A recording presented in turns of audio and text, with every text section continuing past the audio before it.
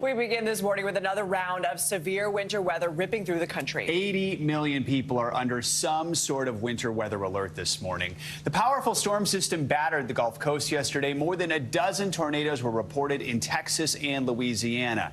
In the Houston area, a tornado destroyed buildings, tore roofs off of homes, downed power lines, and overturned vehicles in several communities. The lights started flickering. I could hear kind of like some popping sounds. I just heard a big boom. The back windows blew out of the house, and we just started seeing stuff flying past the house. That severe weather is moving through Louisiana with a possible tornado reported in Beauregard Parish. Several homes there were damaged, and flooding was also reported in some areas. And in North Texas, it was a much different picture, with the storm dumping heavy snow in Texas. Across much of the region, some areas saw nearly 10 inches. Now, that same system brought a lot of snowfall to parts of the south central region of the country as well, places like Arkansas, where 100,000 people are without power this morning, along with Oklahoma. And today, the storm is on the move again, heading through the Great Lakes region and the Northeast. NBC News correspondent Maggie Vespa is in Indianapolis tracking the latest on the storm.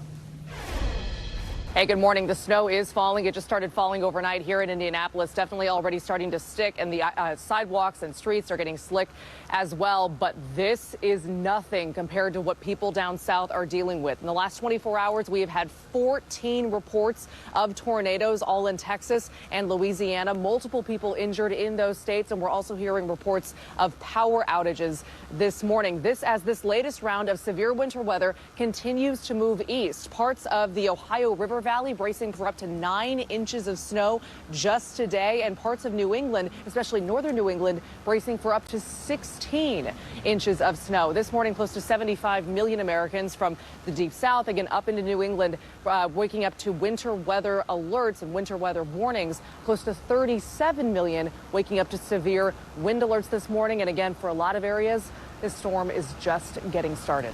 I'll send it back to you. All right, Maggie, thank you so much. For more on the severe storm conditions affecting the south, let's check your weather. Meteorologist Angie Lassman joins us now. Good morning, Angie. Good morning, guys. Another active day. Maggie said it. It's going to be a wintry kind of forecast for folks in the Northeast and the Great Lakes region, but we've still got severe storms that we're tracking in parts of the south, mainly the panhandle of Florida, stretching into just the extreme southeast portions of Alabama, where we have that tornado watch that's going to stay in effect for a little while longer. We also have some tornado warnings that have gone into effect this morning, and that line of thunderstorms is just not going to let up here. We're going to continue to see the threat for storms, at least this morning, be focused more towards Georgia and parts of northern Florida. And then as we get into the afternoon hours, the Carolinas will start to see the impacts there. On the table, we have potentially some tornadoes once again. The hail, the damaging winds are all things that we'll watch to be potentially impactful to folks in these areas here as we stretch through the afternoon hours. And does it feel like we've had more tornadoes this month than usual? Well, that's because we have. Check out these stats.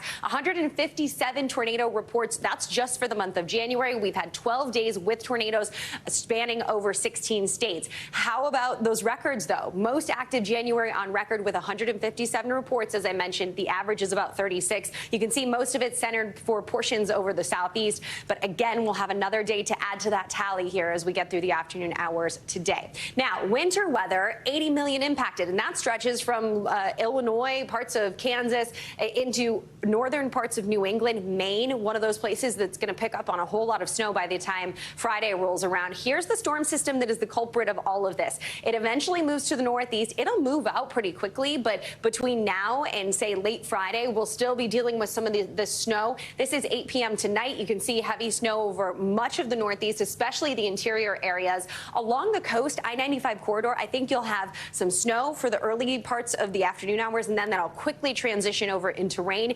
And that's going to be the most impactful thing for folks in that area through the afternoon hours today. Eventually, we'll start to see the system moving out, but we have a strong wind today and even into tomorrow. So we could see some lingering snow showers check out those totals, though. Detroit coming up close to 10 inches in some locations. Indianapolis, 4 to 7 inches. In parts of Maine, 8 to 14 inches. Boston, I think maybe an inch. New York City, maybe a half an inch if we're lucky. But for the most part, it's going to be the rain that's really going to make a difference in the commute later this afternoon, walking, traveling by, by plane as well up and down the East Coast and into the Midwest. Guys, it's going to be a little bit of a headache for all those major airports. We'll continue to see that be an issue, along with all the millions of people that will see strong winds today. Anywhere from 30, 40, 50 miles per hour are possible. So that'll be something that we watch closely. You can see those peak wind gusts through the afternoon hours. Again, anywhere from 30 to 40, even 50 miles per hour.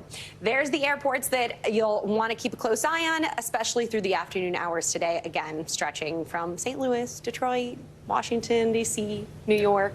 With the domino effect, I feel like it's going to be a rough travel day. Exactly. All right, thanks, Angie. Appreciate it.